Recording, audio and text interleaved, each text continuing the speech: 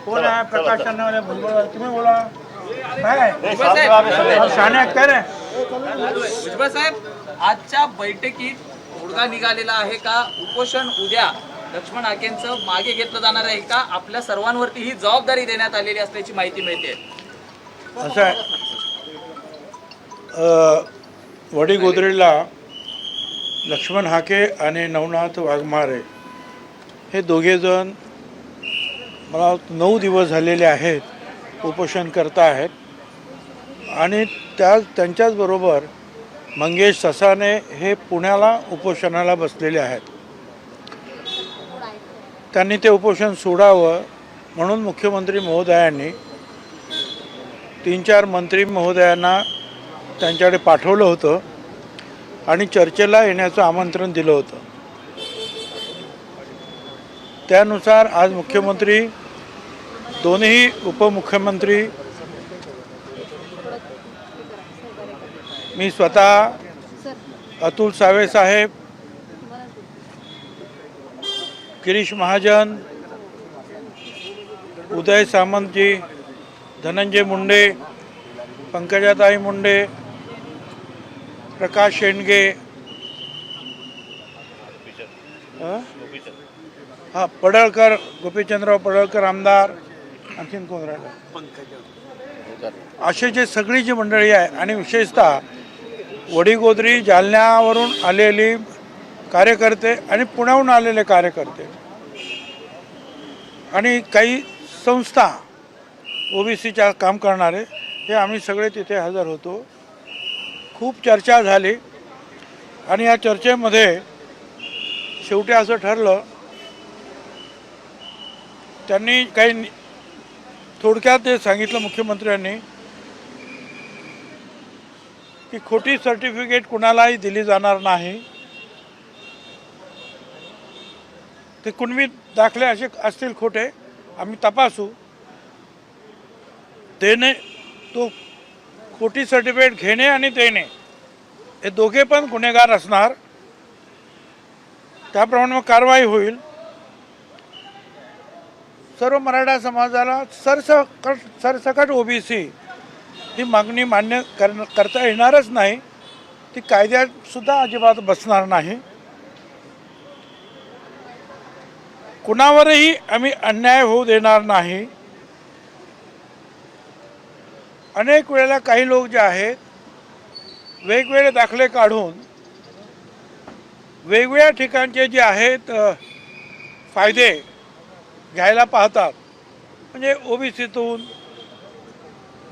EWSमधून, आणखीन ACBCमधून, हे असे वेगवेगळ्या याच्यातून करत असतात.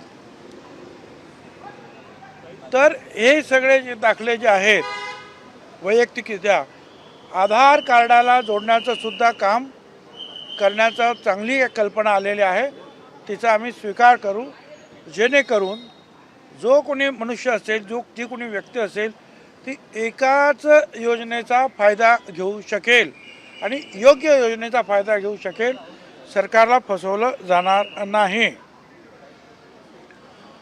मंत्रिमंडळामध्ये जशी मराठा समाजाचे प्रश्न सोडवण्यासाठी मंत्र्यांची समिती आहे, तशी ओबीसी भटक्या विमुक्त समाजाच्या समस्या सोडवण्यासाठी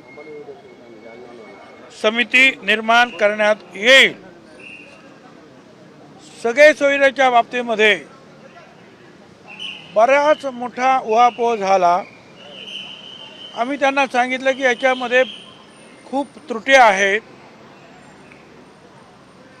शेड्यूल कास्ट असेल, शेड्यूल ट्राईब असेल, ओबीसी असेल, त्याला प्रमाणपत्र कसं द्यावं, जात पडताळणी कशी करावी, या संदर्भामध्ये पूर्ण माहिती असलेलं एक मोठं पुस्तकच आहे. मोठं डॉक्युमेंट आहे आणि त्याप्रमाणे सगळ्याची पूर्तता करून सर्टिफिकेट देण्यात येतात. आणि म्हणून